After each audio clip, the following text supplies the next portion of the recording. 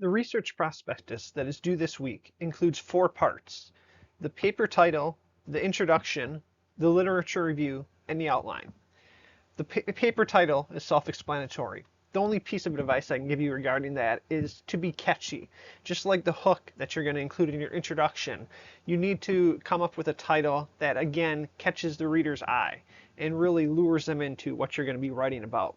The introduction, that we've talked about in the past, what you need to include in that, and that will apply the same for this research prospectus. The other 2 parts we're going to delve into a little deeper. The literature review is sort of building on a couple of the previous assignments, particularly the secondary source analysis and the annotated bibliography, with some important differences that we'll talk about. And finally, we're going to then move on to the outline, which is sort of the beginning stages of your body paragraphs, which we've talked about previously. So the outline will sort of be building on some of those same things that we discussed in the body paragraph. We'll begin discussing here the literature review. And the best place to start is by actually talking about what do we mean by literature. Now, a lot of people will see the word literature and they'll go to the English department and start thinking about some of the literary figures in various forms of literature in the United States, Great Britain, or wherever. For our purposes here, what we are talking about with a literature review is a collection of all or some of the scholarly writings on a particular historical topic. Now, obviously, given that this is for a hypothetical paper in an undergraduate class, you are not going to be reading dozens, if not hundreds of books in looking at the literature. You are going to be looking at a very small handful of scholarly writings on a particular topic. But nonetheless, they still must be, as we've talked about previously throughout this entire semester, from peer-reviewed sources. Preferably peer-reviewed articles, because again, I'm not expecting you to read a number of books for this assignment, or otherwise university press books. But nonetheless, those are the types of literature that we're looking at. So I alluded in the opening slide to the similarities that the literature review had to the secondary source analysis and an annotated bibliography that we've done previously. In many ways, they follow the same guidelines, particularly when it comes to the idea that you are going to, with this assignment, this literature review, you are going to be focusing more on an analysis of the argument, the author's thesis, over than just a mere summary. Not just telling me what this article is about step by step, but rather how this author makes an argument, or what that argument is, first of all, the thesis is, and then how they make that. By what examples do they give? What evidence? And again, when we're talking about evidence here, we're not talking about what sources they necessarily used, although you can mention that in passing, but rather what examples do they talk about in their article to defend their thesis? What specific references do they make? That sort of thing. But here's the thing that makes a literature review different from either a secondary source analysis or an annotated bibliography. And that is the fact that a literature review is viewing history as a conversation and telling a story. Thus, it is extremely important for you to understand and to show in your literature review how the various sources that you're using, the peer-reviewed articles, how they are in conversation with one another. Each article that you choose, regardless of you even knowing this when you pick them up, is connected. Historians are always talking to one another through their writings. So you are going to show how each of these articles are connected to one another, ultimately filling out a portion of a larger story. And then what you're going to do eventually at the end of your literature review is how will your proposed research add something unique to that story. Now, here's the thing, in really highlighting this idea of history being a conversation and history telling a story, it is important to note that when you are discussing these things, you show how they're related to one another. In other words, do not go paragraph by paragraph with one scholarly source per paragraph. Do not treat them as being isolated from one another. Rather, show again how they are connected to one another in this conversation. So, for instance, I have this very generic quote beneath history as conversation and telling a story. You would say something like, quote, unlike Smith's work, Brown's analysis reaches the conclusion that blah, blah, blah, so on and so forth. Again, showing how these sources either agree or disagree with one another, how one source adds a new wrinkle to the story, how they have different approaches to these topics, or how the topic has been understood has changed over time, or do they follow the same approach? How have historians interpreted your topic, in other words? So again, you're looking at these handful of different sources, and you're telling me the larger story that they're part of. What new wrinkle do each of these pieces of literature, do each of these sources tell?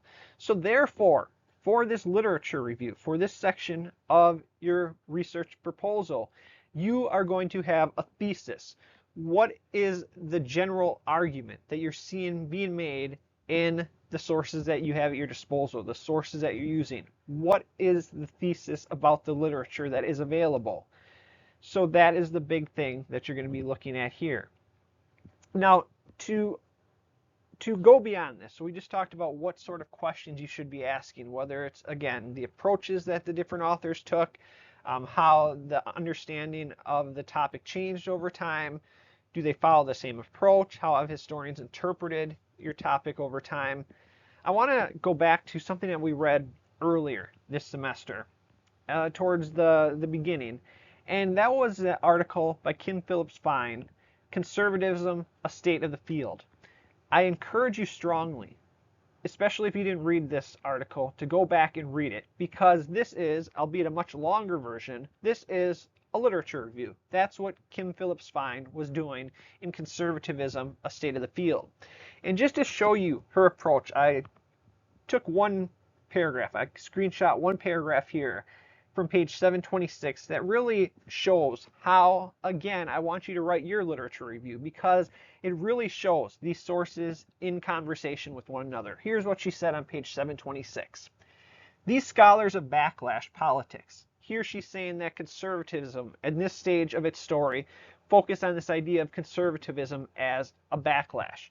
These politics differed in the relative weight that they assigned to its coordination from above. Some told a top-down story in which national politicians, from George Wallace to Ronald Reagan to Newt Gingrich, used thinly coded racial rhetoric to appeal to white voters who had been alienated by black radicalism and by the victories of the civil rights movement more generally. So here what she is doing, she is talking about how a group of authors use these figures, George Wallace, Ronald Reagan, Newt Gingrich, to show how politicians, conservative politicians, used what she called thinly coded racial rhetoric to appeal to these white voters. So then what she does is she builds on this. What does this narrative talk about? Well, in her words, she talks about conservative movement leaders played on racial prejudice to win a broad popular following for economic policies promoting deregulation and lower taxes. What began in the South as resistance to desegregation moved to the North and the rest of the country as opposition to busing, integration of neighborhoods, and ultimately to the welfare state itself, which was depicted as benefiting primarily people of color. That's the first group of scholars. But then look at what she does next. Other historians focus less on the ways that national politicians crafted a message around, quote, race, rights, and taxes, and more on the grassroots emergence of what Ronald P. Formisano called reactionary populism, a fierce defense of racial privilege that was motivated by deep fears about the deterioration of white working class institutions, such as local schools during a time of economic decline. From either perspective. So here she started out this paragraph by comparing these two different perspectives. Now she's sort of combining them and saying how they are related to one another, even though they're different. From either perspective, the key developments in the rise of conservatism were the crumbling of the old New Deal electoral coalition, the fragmenting of the Democratic Party around racial politics, and the reaction against 1960s radicalism. Now, I want to make one further point here. As I say throughout this semester, whenever you are borrowing ideas, as Kim Phillips Fine did here, you must cite your sources.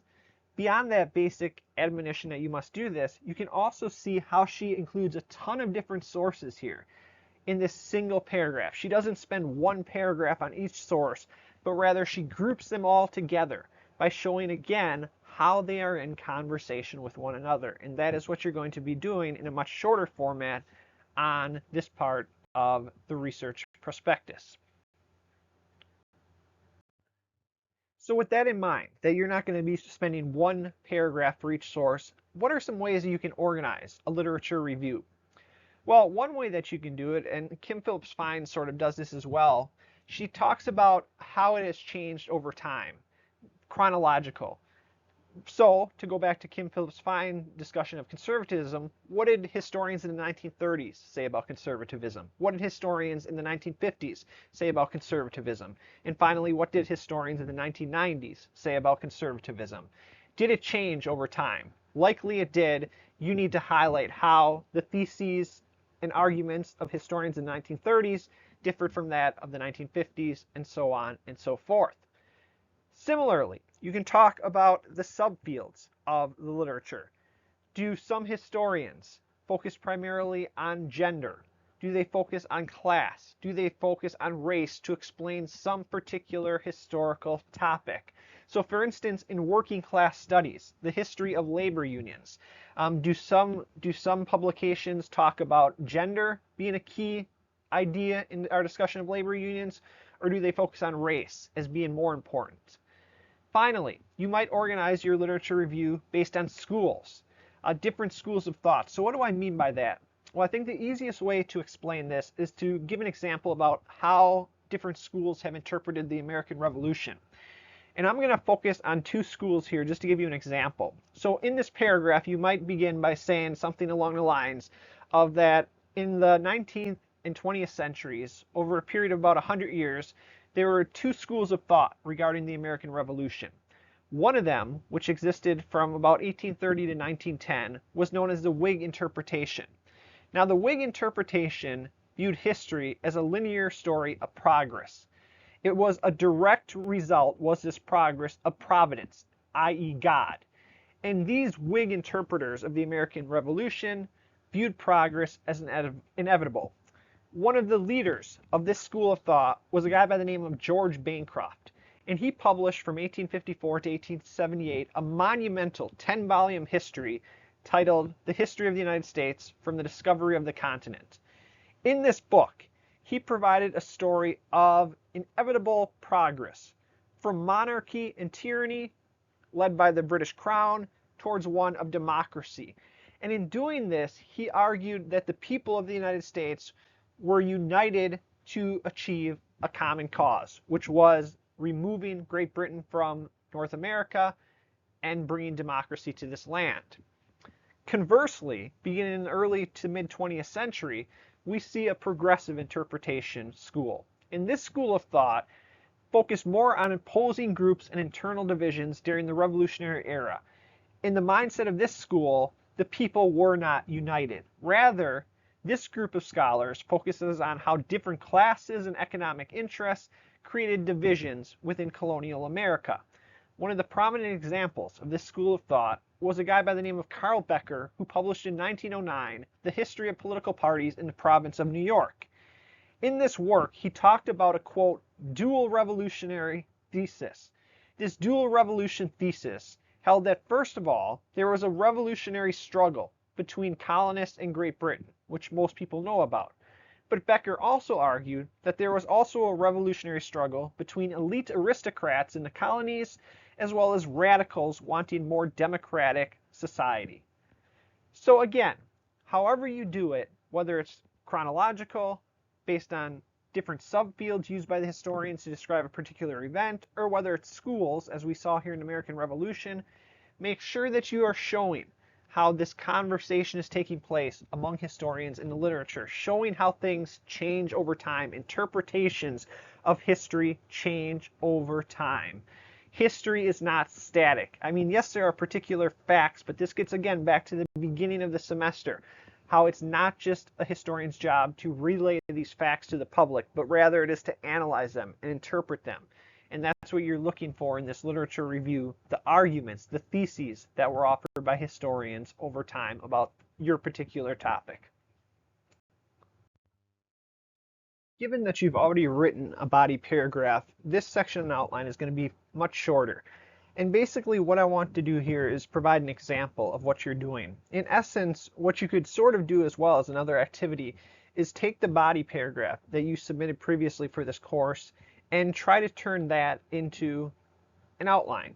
As you can see here, essentially the outline follows the same format for the body paragraph. The first part of your outline will deal with a thesis. What is the thesis of this paragraph going to be? That is going to be your first Roman numeral. And as you can see in this example, I say the activity of Roosevelt's first 100 days in office helped restore public confidence by showing that the government was actively promoting recovery. So that's my thesis of this paragraph. Then what I'm going to do with each capitalized letter after that, 3 of them for each entry, if you will, in this outline, I'm going to make it a sub-argument, if you will, and then provide a specific piece of evidence from the primary sources. So for instance, my first sub-argument here next to capital letter A is the bank holiday helped place the banking industry back on sound footing. So what I would do then is I would make that statement and then I would quote a letter from bank owner to President Roosevelt telling him how he helped the bank reopen. My second sub-argument, next to capital letter B, programs such as the Civilian Conservation Corps, the CCC, and the Works Progress Administration, WPA, put Americans back to work and accomplished important projects that benefited the public. What I would do here is quote from a CCC worker who would explain how the CCC gave him a sense of self-worth by giving him a job in this Great Depression economy. The third sub-argument to back up the claim that, again, my thesis in Roman numeral 1, the activity of Roosevelt's first 100 days in office helped restore public confidence by showing that the government was actively promoting recovery. I would prove that by saying the New Deal created Social Security, which helped millions of people at the time and continues to help millions of Americans today. How would I back up this claim? Again, with evidence from my primary sources. I would provide information from a government report about how much assistance was provided in the first 5 years. Now, in these brackets, I've made general statements because I don't have the primary sources in front of me because I'm not doing the research that you're doing. You're going to use specific information from your primary sources in your outline. You're going to pick pieces of information from your primary sources. You're not going to do like I've done here, which just says quote letter from a bank owner, quote from a CCC worker. You are going to be specific because, again, you've already conducted some of this research for your prior assignments in this class. So I just wanted to highlight that. Furthermore, for this outline, just as for everything else in this assignment, make sure when you are using information from your primary sources that you are citing them. This is no different than your literature review or any other previous aspect that we've done in this class. So make sure again that you are citing your material using footnotes. But other than that, these are the major components of your research prospectus, and this should help you understand what is required of each section.